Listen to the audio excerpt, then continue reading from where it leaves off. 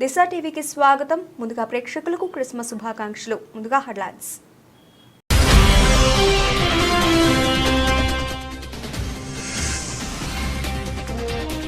ఆఫ్ఘనిస్తాన్పై పాక్ వైమానిక దాడులు, 15 మంది మృత్యువాత.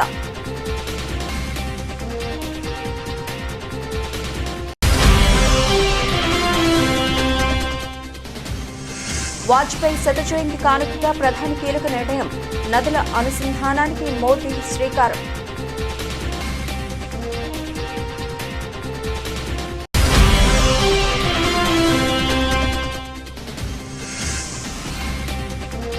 దేశవ్యాప్తంగా వెంకటేశ్వర ఆలయాలు టీటీడీ బోర్డు మీటింగ్లో కీలక నిర్ణయాలు, ధర్మకర్తల మండలి సమావేశంలో పలు కీలక నిర్ణయాలకు ఆమోదం.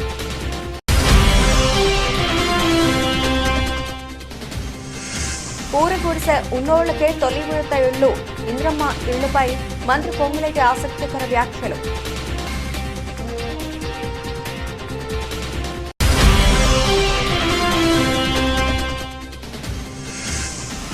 ఘనంగా క్రిస్మస్ వేడుకలు, పలువురు ప్రముఖుల శుభాకాంక్షలు, ప్రార్థనల్లో పాల్గొన్న జగన్ విజయమ్మ.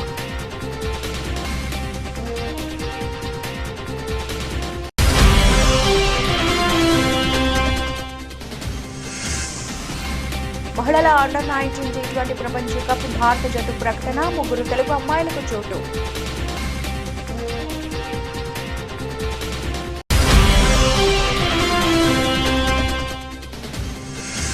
పెరుగుతున్న డిజిటల్ చెల్లింపుల ట్రెండ్, 33% పెరిగిన యూపీఐ క్యూఆర్ లావాదేవీలు.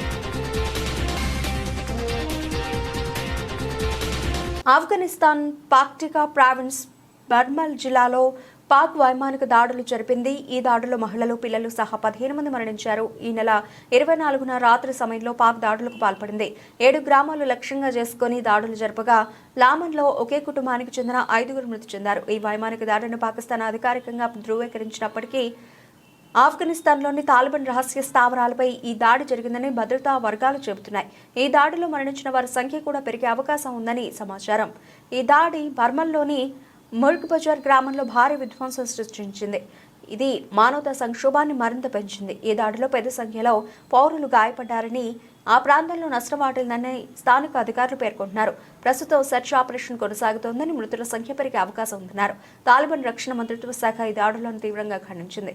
తమ భూమిని, సార్వభౌమత్వాన్ని కాపాడుకోవడం చట్టబద్ధమైన హక్కు అని మంత్రిత్వ శాఖ ఓ ప్రకటనలో పేర్కొంది. ఈ దాడిలో వజీరిస్తానీ శరణార్థులు కూడా మరణించారని మంత్రిత్వ శాఖ తెలిపింది. పాకిస్తాన్, ఆఫ్ఘనిస్తాన్ మధ్య పెరుగుతున్న ఉద్రిక్తత మధ్య దాడి జరిగింది. పాకిస్తాన్లో తాలిబాన్ ఉగ్రవాదుల ఉనికి నేపథ్యంలో ఆఫ్ఘనిస్తాన్లో ఉగ్రవాదులకు తాలిబాన్ ఆశ్రయం కల్పిస్తోందని పాకిస్తాన్ ఆరోపిస్తోంది. అయితే ఆఫ్ఘన్ తాలిబాన్ ఈ ఆరోపణలను ఖండించింది.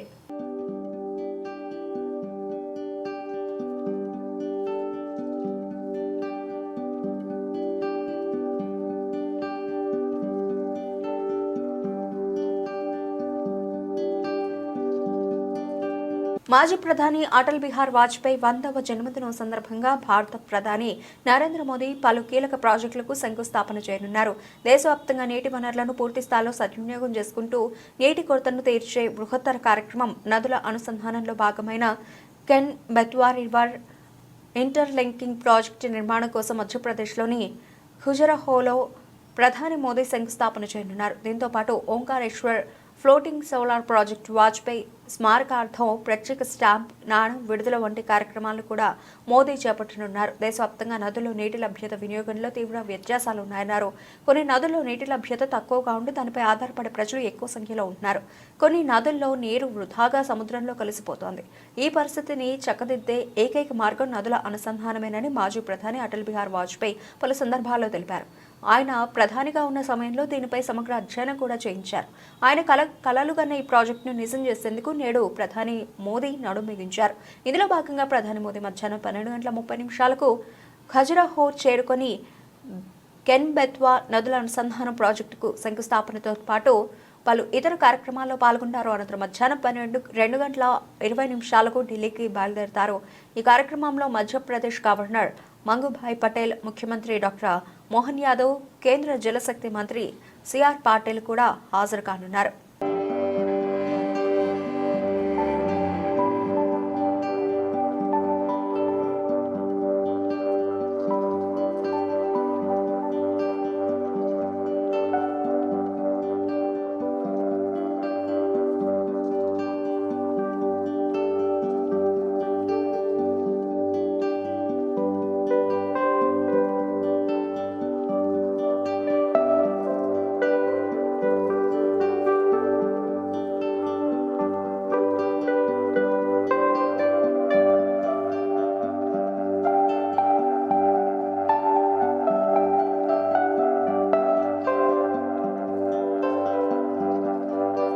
దేశవ్యాప్తంగా పలు ప్రాంతాల్లో వెంకటేశ్వర ఆలయాల నిర్మాణానికి చర్యలు చేపడుతున్నట్టు టీటీడీ చైర్మన్ బిఆర్ నాయుడు వెల్లడించారు. మంగళవారం తిరుమల అన్నమయ్య భవనంలో జరిగిన ధర్మకర్తల మండలి సమావేశంలో పలు కీలక నిర్ణయాలు తీసుకున్నట్లు తెలిపారు.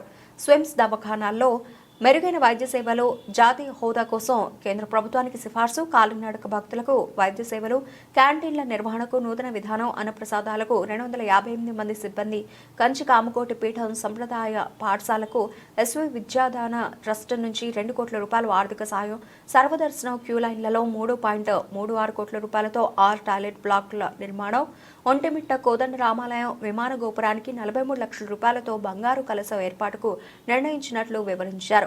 స్వామివారి అన్నప్రసాదానికి సూర్య పవన్ కుమార్ అనే భక్తుడు టీటీడీ ట్రస్టుకు 1,10,116 రూపాయలు విరాళంగా అందించారు. ఈ మేరకు ఆలయ ఈవో శ్యామలరావు, అదనపు ఈవో సిహెచ్ వెంకయ్య చౌదరికి డీడీని అందజేశారు. ఈ సందర్భంగా వారు దాతను అభినందించారు. సోమవారం స్వామివారిని 65,656 మంది భక్తులు దర్శించుకున్నట్టు ఆలయ అధికారులు వెల్లడించారు. స్వామివారికి 4.15 కోట్ల రూపాయల ఆదాయం సమకూరినట్టు తెలిపారు. భక్తుల దర్శనానికి కసరత్తు జరుగుతోందన్నారు టీటీడీ చైర్మన్ బిఆర్ నాయుడు. ఇంకా 2-3 నెలలు సమయం పట్టొచ్చన్నారు. ఇటు వైకుంఠ ద్వార దర్శనానికి ముమ్మర ఏర్పాట్లు జరుగుతున్నట్లు చెప్పారు. గౌరవ ముఖ్యమంత్రి వర్యులు శ్రీ నారా చంద్రబాబు నాయుడు గారు టీటీడీ యాక్టివిటీస్ ఇంటర్నేషనల్ గా తీసుకువెళ్ళాలి, ప్రపంచ స్థాయిలో అనేక దేశాల్లో మనము టీటీడీ దేవాలయాలు, టీటీడీ యాక్టివిటీస్ చేయాల్సిన అవసరం ఉంది. కానీ ఏదన్నా మనము దేశంలో ఏమన్నా యాక్టివిటీ చెకప్ చేసినట్లు, లేకపోతే దేవాలయాన్ని కట్టినప్పుడు అక్కడ ఉన్న ఆర్థిక పరిస్థితులు అవన్నీ కూడా మనము టీటీడీ మీద ఏం భారం పడుతుంది, ఏమిటి ఫీజిబిలిటీ ఏంటి, ఇవన్నీ కూడా చూసుకోవాల్సిన అవసరం ఉంది. దానికి మార్గదర్శకాలు ప్రిపేర్ చేయమని చెప్పేసి ముఖ్యమంత్రి గారు చెప్పడం జరిగింది. దాని ప్రకారం ఒక కమిటీ వేసి ఆ కమిటీ ద్వారా ఏ విధంగా చేయాలి, గైడ్ లైన్స్ చేయాలి అనేది కూడా చెప్పడం జరిగింది. దాని ప్రకారం ఒక కమిటీని వేయడానికి కూడా ఈరోజు బోర్డులో అప్రూవల్ చేయడం జరిగింది. ప్రతి స్టేట్ హెడ్ క్వార్టర్లో కూడా టీటీడీ వెంకటేశ్వర స్వామి దేవాలయం ఉండాలనేది కూడా వారి డైరెక్షన్. సో దాని ప్రకారం కూడా స్విమ్స్ అనేది టీటీడీ కింద ఉన్న సూపర్ స్పెషాలిటీ హాస్పిటల్, టీటీడీ నిర్వహిస్తున్న ఒక సూపర్ స్పెషాలిటీ హాస్పిటల్. దీనికి జాతీయ హోదా తీసుకురావడానికి, జాతీయ హోదా కోసం కేంద్ర ప్రభుత్వానికి ఒక రిజల్యూషన్ పంపించి దాని మీద మనం పర్సూ చేయాలి. కేంద్ర ప్రభుత్వాన్ని రాష్ట్ర ప్రభుత్వం ద్వారా మనము ఒక విజ్ఞప్తి పంపించాలనేది కూడా ఒక నిర్ణయం చేయడం జరిగింది. ఇన్స్టిట్యూట్ ఆఫ్ నేషనల్ ఇంపార్టెన్స్ అని అంటారు. సో ఈ స్కీమ్ ద్వారా వెళితే మనం చేస్తున్న చారిటబుల్ యాక్టివిటీస్ ఏమైతే ఉన్నాయో, మనం పేద ప్రజలకు అందిస్తున్న సేవలు ఏవైతే ఇస్తున్నామో అవన్నీ కూడా కేంద్ర ప్రభుత్వం నుంచి వస్తున్న ఆర్థిక సహాయంతో ఇంకా బాగా చేయడానికి మనకు అవకాశం ఉంది. దానికోసం అనేది ఆ ప్రపోజల్స్ పంపించాలనేది. ఇంటి జాగా ఉండి పూరి గుడిసెలు, కచ్చా ఇండ్లు ఉన్నవారికే తొలి విడత ఇందిరమ్మ ఇళ్లను మంజూరు చేస్తామని గృహ నిర్మాణ శాఖ మంత్రి పొంగులేటి శ్రీనివాసరెడ్డి వెల్లడించారు. వికలాంగులు, వితంతువులు తదితర నిరుపేదలకు మాత్రమే తొలి విడతలో ప్రాధాన్యం ఇస్తామని తెలిపారు. హైదరాబాద్ లో మంగళవారం గృహ నిర్మాణ సంస్థ అధికారులతో సమీక్ష నిర్వహించిన అనంతరం మంత్రి మీడియాతో మాట్లాడారు. కేంద్ర ప్రభుత్వ ఆర్థిక సాయంతో ఇందిరమ్మ ఇళ్ల పథకాన్ని అమలు చేస్తున్నట్లు పేర్కొన్నారు. కేంద్ర ప్రభుత్వం బ్రాండింగ్ వేసేందుకు తమకు ఎటువంటి భేషజాలు లేవని తెలిపారు. కేంద్రం యాప్ ద్వారా ఎంపిక కాని నిరుపేదలు ఎవరైనా ఉంటే వారికి రాష్ట్ర ప్రభుత్వం తరఫున ఇళ్లు మంజూరు చేస్తామని భరోసా ఇచ్చారు. ఇళ్ల మంజూరు కోసం 80 లక్షల దరఖాస్తులు వచ్చాయని, శాస్త్రీయ పద్ధతిలో అత్యంత పారదర్శకంగా లబ్ధిదారుల ఎంపిక జరుగుతుందని తెలిపారు. ఇప్పటి వరకు 32 లక్షల దరఖాస్తుదారుల వివరాలను సేకరించగా తొలి విడతలో 4.5 లక్షల ఇళ్లు నిర్మించనున్నట్లు తెలిపారు. వచ్చే 4 గంటలలో 20 లక్షల ఇళ్లు మంజూరు చేస్తామని హామీ ఇచ్చారు. వచ్చే ఏడాది జనవరి మొదటి వారం కల్లా మొత్తం 80 లక్షల మంది దరఖాస్తుదారుల వివరాలను సేకరిస్తామని, ఇప్పటికే జిల్లాల వారీగా ప్రాజెక్టు డైరెక్టర్లను నియమించామని వివరించారు. ఎంపికైన వారికి 4 విడతల్లో 5 లక్షల రూపాయలు చెల్లిస్తామని చెప్పారు. అలాగే లబ్ధిదారుల ఎంపికకు సంబంధించిన విధి విధానాలను త్వరలోనే వెల్లడిస్తామని, ఫిర్యాదుల స్వీకరణకు 1-2 రోజుల్లో వెబ్సైట్ను ప్రారంభిస్తామని, త్వరలో టోల్ ఫ్రీ నెంబర్ను కూడా అందుబాటులోకి తెస్తామని తెలిపారు. గతంలో నిర్మాణం చేపట్టి అసంపూర్తిగా ఉన్న ఇళ్లను కూడా పూర్తి చేస్తామని అన్నారు. ఇల్లు పొందేందుకు రేషన్ కార్డుతో పని లేదని, యాప్లో నమోదు చేసిన వివరాలు గ్రామ సభల ఆధారంగా లబ్ధిదారుల ఎంపిక జరుగుతుందని అన్నారు. దీన్ని లాంగ్ విజన్తో పర్ఫెక్ట్ గా బెనిఫిషరీని ఐడెంటిఫై చేయడం కోసం ఈ యాప్ని ఏర్పాటు చేసి కేంద్ర ప్రభుత్వం నుంచి అది అర్బన్ కావచ్చు, రూరల్ కావచ్చు, ఆ అమౌంట్ తక్కువ కావచ్చు, వారు ఏ రకమైన కోరికలు కోరినా ఆ కోరికల్లో ఫిట్ అయ్యే విధంగా ఈ యాప్ ద్వారా ఎలిజిబుల్ అయ్యే వాళ్ళని మనం కట్టించే వాటిలలో ఆ కేంద్ర ప్రభుత్వాన్ని నుంచి వచ్చే నిధులను కూడా ఒక్క రూపాయి కూడా మిస్ కాకుండా వాళ్ళ బ్రాండింగ్ కావాలన్నా కూడా ఈ రాష్ట్ర ప్రభుత్వము బేషరతుగా యాక్సెప్ట్ చేసి దాంట్లో ఫిట్ అయ్యే కాన్సెప్ట్స్ అన్నిటినీ ఈ యాప్లో ఇన్కార్పొరేట్ చేసి ఈ యాప్తో ఇప్పటికీ 32 లక్షల మంది పూర్తయింది. ఈ నెలాఖరికి మ్యాక్సిమం 75-80% కంప్లీట్ అవుతుంది. ఇదే టెంపోలో 4th, 5th కల్లా, జనవరి 4th, 5th కల్లా నాకు తెలిసి టోటల్ 80 లక్షల మంది డేటా రాష్ట్ర ప్రభుత్వం ఎవరైతే ఇళ్లు కావాలని అడిగారో వాళ్ళందరి డేటా ఈ రాష్ట్ర ప్రభుత్వం దగ్గరకు చేరటం జరుగుద్ది. దానిని యుద్ధ ప్రాతిపదికంగా బెనిఫిషరీస్ ని ఫస్ట్ 4.5 లక్షలని poor of the poor identify చేస్తాం. కేంద్ర ప్రభుత్వం నుంచి ఎక్కడైనా ఎలిజిబుల్ ఉన్నోళ్ళు మిస్ అయినా, వాళ్ళు రిజెక్ట్ చేసినా, రాష్ట్ర ప్రభుత్వం నుంచి కేంద్ర ప్రభుత్వం ఇలేదు కాబట్టి వాళ్ళు ఇస్తానన్న 70,000 రూపాయలు, 1,50,000 అని మేము చేతులు దులుపుకోకుండా ఎలిజిబుల్ ఉన్న వాళ్ళు ఏ కారణం చేతైనా కేంద్ర ప్రభుత్వం రిజెక్ట్ చేసినా రాష్ట్ర ప్రభుత్వం నుంచి 5 లక్షల రూపాయలు ఇస్తామన్న అమౌంట్ పర్ఫెక్ట్ గా 4 విడతల్లో ఈ ప్రభుత్వం ఇవ్వటానికి గౌరవ ముఖ్యమంత్రి రేవంత్ రెడ్డి గారు ఆల్రెడీ సూచనలు ఇవ్వటం జరిగింది. దీంతో పాటు ఇది 4 విడతలుగా పేమెంట్ ఇస్తున్నాము, అనేక పర్యాయాలుగా చెప్పాము. సొంత స్థలము ఉన్న వాళ్ళకి తక్కువలో తక్కువ 400 చదరపు అడుగులు ఇల్లు కట్టుకోవాలి. దాంట్లో ఒక బాత్రూము, ఒక కిచెన్ ఉండాలి. డిజైన్ అంటూ ప్రభుత్వం ఏమీ నిర్ణయించలేదు. 400 చదరపు అడుగుల కంటే వారి ఆర్థిక స్తోమత బాగుంటే ఎక్కువ కట్టుకున్నా ప్రభుత్వానికి ఏ రకమైన అభ్యంతరం లేదు.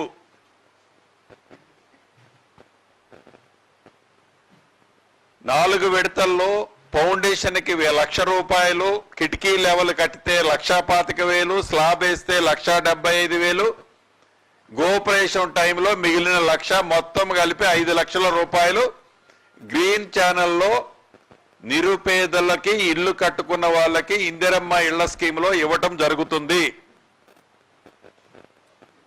నాకు తెలుసు, రాష్ట్ర ప్రజలకి తెలుసు, మీడియా మిత్రులకి తెలిసి ఆర్థిక పరిస్థితి రాష్ట్ర ప్రభుత్వం బాగలేకపోయినా తల తాకట్టు పెట్టైనా ఇందిరమ్మ ఇళ్ల స్కీమ్ని, పేదోడి కలని నెరవేర్చే దాంట్లో ఈ ప్రభుత్వము ఒక్క అడుగు కూడా వెనక్కి వేయదు.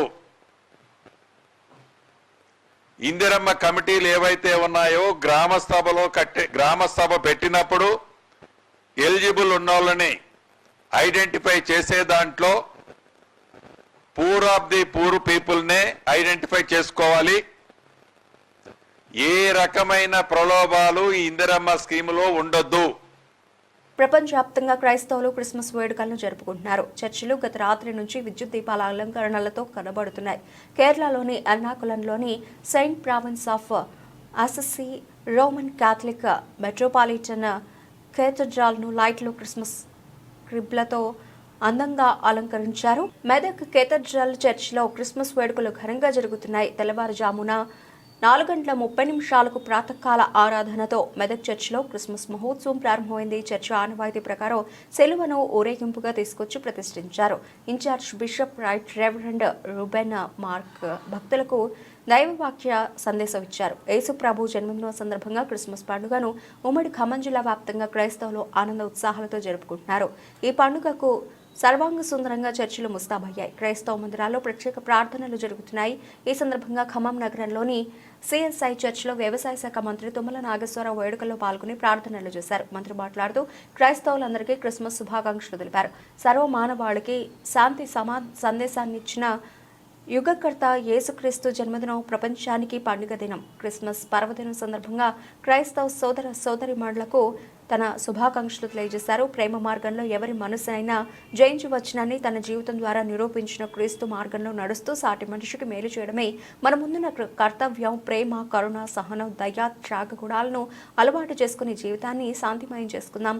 సర్వమానవాళికి మేలు కలగాలని ప్రభువును ప్రార్థిద్దామని ఆంధ్రప్రదేశ్ ముఖ్యమంత్రి చంద్రబాబు నాయుడు ట్వీట్ చేశారు.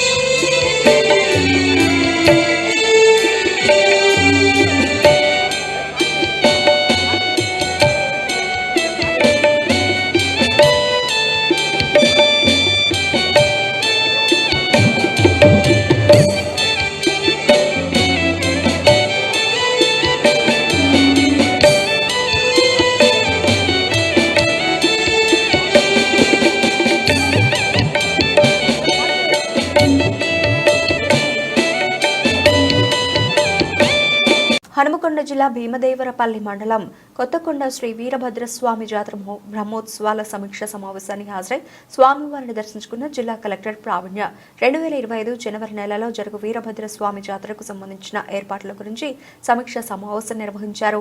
ఈ కార్యక్రమానికి ముఖ్య అతిథిగా జిల్లా కలెక్టర్ ప్రావీణ్య పాల్గొన్నారు. మీటింగ్ వచ్చిన అన్ని శాఖల అధికారులతో గత జాతర సమయంలో ఎదురైన సమస్యలను అడిగి వారి సూచనలు తెలుసుకున్నారు. కలెక్టర్ మాట్లాడుతూ అన్ని శాఖల అధికారులు సమన్వయంతో కలిసి పనిచేయాలని, భక్తులకు ఎలాంటి ఇబ్బంది లేకుండా తగు జాగ్రత్తలు తీసుకోవాలని సూచించారు.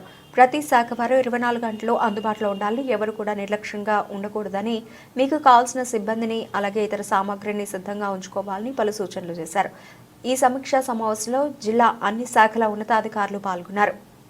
ఆర్డీఓ గారు, ఈఓ గారు, డిస్ట్రిక్ట్ ఆఫీసర్స్, ఏసీపీ గారు, excise, RMRTC, DPO, ERMD, DW, DMHO and all the officers present here and press media మిత్రులకి, సిబ్బంది అందరికీ కూడా నమస్కారం. ఈ మీటింగ్ మినిస్టర్ గారి రిక్వెస్ట్ మీద కండక్ట్ చేయడం జరుగుతుంది. ఎందుకంటే నెక్స్ట్ మంత్ జాతర ఉంది కాబట్టి ఒకసారి అరేంజ్మెంట్స్ అన్ని రివ్యూ చేయమని రిక్వెస్ట్ చేశారు సార్. సో అదే ఉద్దేశంతో ఈరోజు విజిట్ చేసి ఇక్కడ ఉన్న ఫెసిలిటీస్ కూడా చూసి, అలాగే ఇక్కడ ఇంకా ఏర్పాట్లు ఏం కావాల్సి వస్తాయనే ఉద్దేశంతో ఈ రివ్యూ మీటింగ్ తీసుకోవడం జరుగుతుంది. సో ఇక్కడ చాలా మంది ఆఫీసర్స్ ఐ థింక్ ఇంతకుముందు వర్క్ చేసిన వాళ్ళు ఉన్నారు కాబట్టి ఆల్రెడీ ఎక్స్పీరియన్స్ ఉంది లాస్ట్ ఫ్యూ ఇయర్స్ జరిగిన జాతరలు. బట్ అయినప్పటికీ ఈసారి ఇంకా అరేంజ్మెంట్స్ మంచిగా చేసుకొని జాతర కండక్ట్ చేయాలి. అండ్ ఎవ్రీ ఇయర్ మనకి జాతరకు వచ్చే పబ్లిక్ సంఖ్య కూడా పెరుగుతూ ఉంది కాబట్టి అది దృష్టిలో పెట్టుకొని మనం అరేంజ్మెంట్స్ అనేది టేకప్ చేయాలి. ఫస్ట్ అండ్ ఫార్మోస్ట్ మా సైడ్ నుంచి రిక్వెస్ట్ ఆర్డీఓ గారు కలెక్టరేట్తో కోఆర్డినేట్ చేసుకొని ప్రొసీడింగ్స్ ఒకటి ఈరోజు మీటింగ్ది డ్యూటీ ఆర్డర్స్ ప్రొసీడింగ్స్ ఒకటి ఇష్యూ చేయండి. సెకండ్, 3 షిఫ్ట్స్లో ఈచ్ డిపార్ట్మెంట్ నుంచి who will be the point of contact. మనం జనరల్గా గణేష్ నిమజ్జనం అప్పుడు కానీ ఏదైనా పెద్ద ఫెస్టివల్స్ ఉన్నప్పుడు పాయింట్ ఆఫ్ కాంటాక్ట్ ఒక్కొక్క డిపార్ట్మెంట్ నుంచి ఎవరు ఉంటారు అనేది డ్యూటీస్ వేస్తాం, along with the designation and contact number.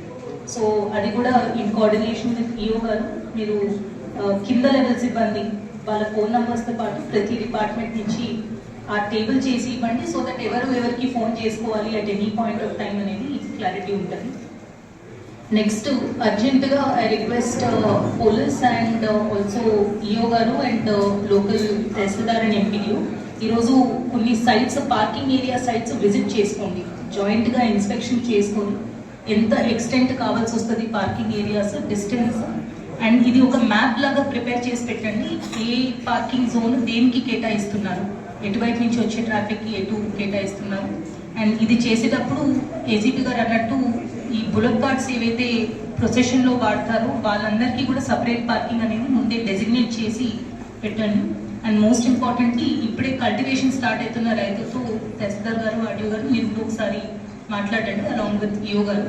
So పోయినసారి ఎట్లయితే నెగోసియేషన్స్ జరిగాయో సేమ్ ప్యాటర్న్ మీరు ఈసారి కూడా కంప్లీట్ చేయండి. అండ్ మోస్ట్ ఇంపార్టెంట్లీ ఒక పాయింట్, సైనేజెస్ అనేది ప్రతి చోట అవైలబుల్ ఉండేలాగా చూసుకోండి. దారి అనేది ఎటువైపు మేబీ విఐపి దర్శనం కావచ్చు, టాయిలెట్స్ కావచ్చు, పార్కింగ్ స్టాండ్స్ కావచ్చు, మెడికల్ క్యాంప్కి ఆర్ వెటనరీ క్యాంప్కి, వీటన్నిటికీ కూడా దారి సైనేజెస్ అనేది చాలా విజిబుల్గా ఏర్పాటు చేయాలని రిక్వెస్ట్ చేస్తున్నాను. సో ఈ జనరల్ ఇన్స్ట్రక్షన్స్ కాకుండా ఇంకా స్పెసిఫిక్గా ప్రతి డిపార్ట్మెంట్ రిక్వెస్ట్ చేసిన దాని ప్రకారం ఒకసారి ఏఐసీసీ ఆదేశాల మేరకు భారత రాజ్యాంగ నిర్మాత డాక్టర్ బిఆర్ అంబేద్కర్ పై అనుచిత వ్యాఖ్యలు చేసిన కేంద్ర హోంమంత్రి అమిత్ షాను మంత్రి పదవి నుంచి తొలగించాలని కాంగ్రెస్ పార్టీ వికారాబాద్ జిల్లా అధ్యక్షుడు రామ్మోహన్ రెడ్డి ఆధ్వర్యంలో నిరసన తెలిపారు. అనంతరం జిల్లా కలెక్టర్ను కలిసి వినతి పత్రం అందజేశారు. కలెక్టర్ ద్వారా రాష్ట్రపతికి వినతి పత్రం పంపాలని కోరారు. ఈ కార్యక్రమంలో మున్సిపల్ చైర్మన్ మంజుల, పట్టణ కాంగ్రెస్ అధ్యక్షులు సుధాకర్ రెడ్డి, పార్టీ నాయకులు పాల్గొన్నారు.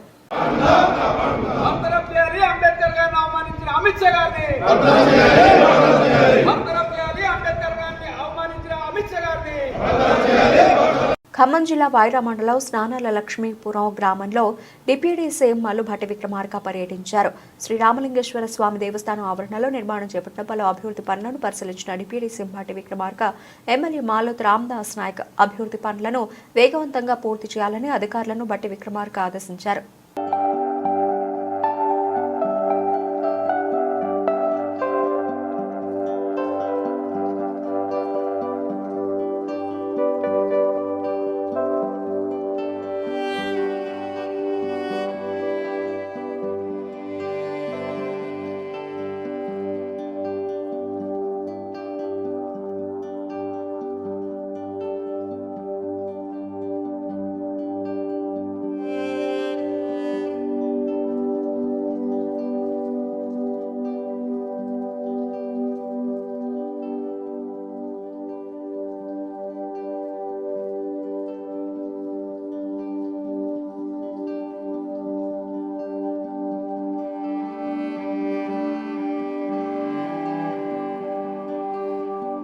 మలేషియాలోని కౌలాలంపూర్ వేదికగా జనవరి 18 నుంచి మహిళల అండర్-19 T20 ప్రపంచ కప్ ప్రారంభం కానుంది. ఈ నేపథ్యంలో ఈ టోర్నీలో పాల్గొనే భారత జట్టును సెలెక్టర్లు ఎంపిక చేశారు. 15 మందితో కూడిన జట్టును ప్రకటించారు. ఈ జట్టుకు నికీ ప్రసాద్ కెప్టెన్గా వ్యవహరించనుండగా సానికా చాల్కే వైస్ కెప్టెన్గా బాధ్యతలు నిర్వహించనున్నారు. 15 మంది సభ్యులు గల బృందంలో 3 తెలుగు అమ్మాయిలకు చోటు దక్కింది. హైదరాబాద్కు చెందిన గొంగడి త్రిష, కేసరి ధృతితో పాటు విశాఖపట్నంకు చెందిన షబ్నంలో మహిళల అండర్-19 ఆసియా కప్ క్రికెట్ టోర్నీలో మొత్తం 16 జట్లు పాల్గొననున్నాయి. 4 స్లాట్ల చొప్పున 4 గ్రూపులుగా విభజించనున్నారు. ప్రతి గ్రూపులో తొలి 3 స్థానాల్లో నిలిచిన జట్లు సూపర్ 6 దశకు చేరుకుంటాయి. 12 జట్లు సూపర్ 6కు చేరుకోగా వాటిని 2 గ్రూపులుగా విభజిస్తారు. 2 గ్రూపుల్లో టాప్ 2గా నిలిచిన జట్లు సెమీస్కు చేరుకుంటాయి. జనవరి 18 నుంచి ఫిబ్రవరి 2 వరకు టోర్నీ జరగనుంది. నికీ ప్రసాద్, సానికా చాల్కే, గొంగడి త్రిష, కమలిని, భవిక అహిరే, ఈశ్వరి అవసరే, మిథిలా వినోద్, జోషితా విజయ్, సోనం యాదవ్, పర్ణికా సిసోడియా, కేసరి ధృతి, ఆయుషి శుక్లా, ఆనందిత కిషోర్, షబ్నం, వైష్ణవి ఎస్ తదితరులు పాల్గొన్నారు.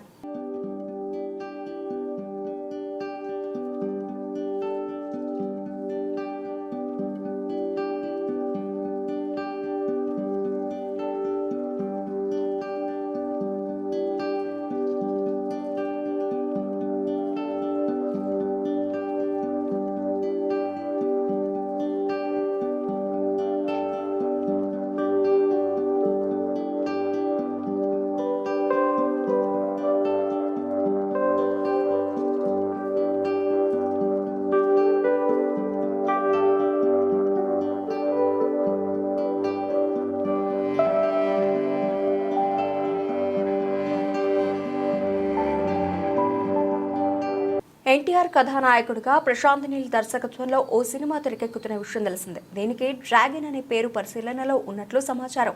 ఆగస్టులో ఈ సినిమా లాంఛనంగా ప్రారంభమైంది. ఫిబ్రవరిలో రెగ్యులర్ షూటింగ్ మొదలు కానుంది. తాజా ఇంటర్వ్యూలో ఈ సినిమా కథ గురించి ఆసక్తికరమైన విషయాలు వెల్లడించారు దర్శకులు ప్రశాంత్ నీల్.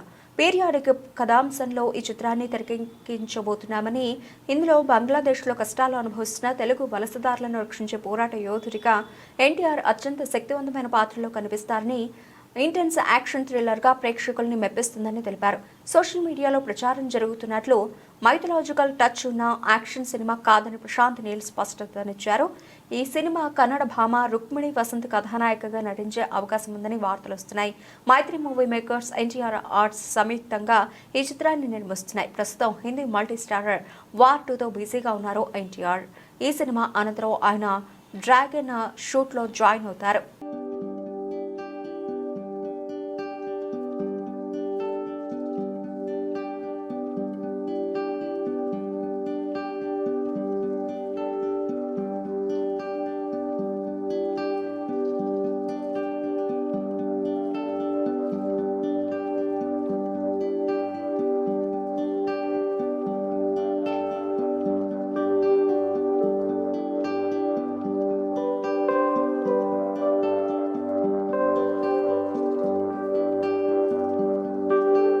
ఏడాది సెమీ అర్బన్తో పాటు గ్రామీణ ప్రాంతాల్లోని రీటైల్ షాపుల్లో యూపీఐ క్యూఆర్ లావాదేవీలు 33% పెరిగాయి. దేశంలో డిజిటల్ చెల్లింపుల ట్రెండ్ పెరుగుతుందనడానికి ఇదే నిదర్శనమని పెనియర్ బాయ్ విడుదల చేసిన నివేదిక చెబుతోంది. వ్యాపార రుణాలు, వ్యక్తిగత బంగారు రుణాలు, ఈ ప్రాంతాల్లో సులభ నిబంధనలపై రివాల్వింగ్ ఇచ్చిన రుణాలతో సహా రుణ ఉత్పత్తుల్లో 297% పెరుగుదల నమోదైంది. గ్రామీణ సెమీ అర్బన్ ప్రాంతాల్లో ఆర్థిక డిజిటల్ సేవలు అందిస్తున్న 10 లక్షల కంటే ఎక్కువ చిన్న రిటైలర్ల నుంచి సేకరించిన వాస్తవ లావాదేవీల డేటా ఆధారంగా నివేదికను రూపొందించింది. నివేదిక ప్రకారం బీమా పాలసీ కొనుగోలు, ప్రీమియం సేకరణ కోసం యూపీఐ క్యూఆర్ లావాదేవీల సంఖ్య ఏడాది జనవరి నుంచి నవంబర్ వరకు 127% పెరిగింది. అలాగే కొత్తగా 96% వినియోగదారులు పెరిగారు. PayNearby MD CEO Anand Kumar Bajaj మాట్లాడుతూ బీమా, ఈ-కామర్స్, రుణాలు తదితర సేవలు అందించేందుకు అవసరమైన సాధనాలు అందించడం ద్వారా స్థానిక రిటైలర్లకు సాధికారత కల్పిస్తున్నట్లు పేర్కొన్నారు. మైక్రో ఏటీఎంలు, ఆధారిత చెల్లింపుల వ్యవస్థ నుంచి నగదు ఉపసంహరణలు ఏడాది తగ్గుముఖం పట్టాయి. అలాగే పీఎం కిసాన్ వంటి పథకాల కింద నగదుల బదిలీ సమయంలో ఏఈపీఎస్ ద్వారా నగదు ఉపసంహరణలు 35 నుండి 45% పెరిగాయి. జమ్మూ కాశ్మీర్లో నగదు విత్డ్రాలు 74% పెరిగాయి.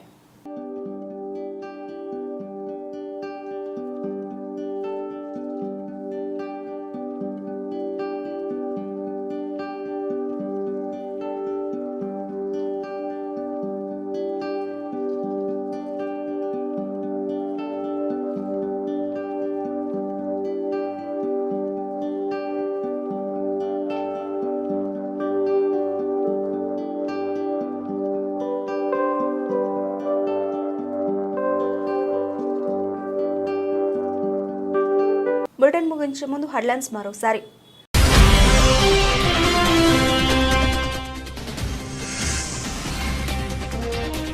ఆఫ్ఘనిస్తాన్పై పాక్ వైమానిక దాడులు, 15 మంది మృత్యువాత.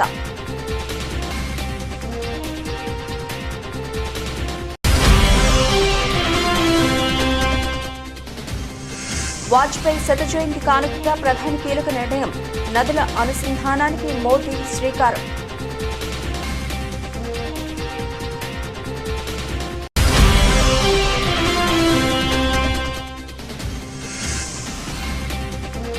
దేశవ్యాప్తంగా వెంకటేశ్వర ఆలయాలు, టీటీడీ బోర్డు మీటింగ్లో కీలక నిర్ణయాలు, ధర్మకర్తల మండలి సమావేశంలో పలు కీలక నిర్ణయాలకు ఆమోదం.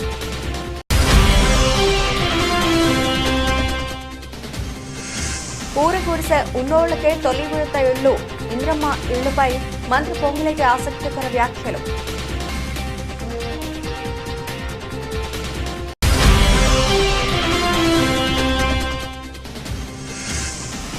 ఘనంగా క్రిస్మస్ వేడుకలు, పలువురు ప్రముఖుల శుభాకాంక్షలు, ప్రార్థనల్లో పాల్గొన్న జగన్ విజయమ్మ.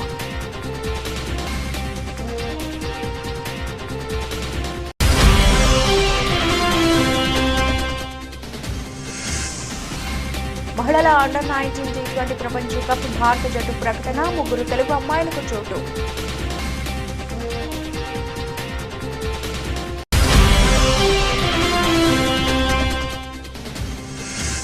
పెరుగుతున్న డిజిటల్ చెల్లింపుల ట్రెండ్, 33% పెరిగిన యూపీఐ క్యూఆర్ లావాదేవీలు.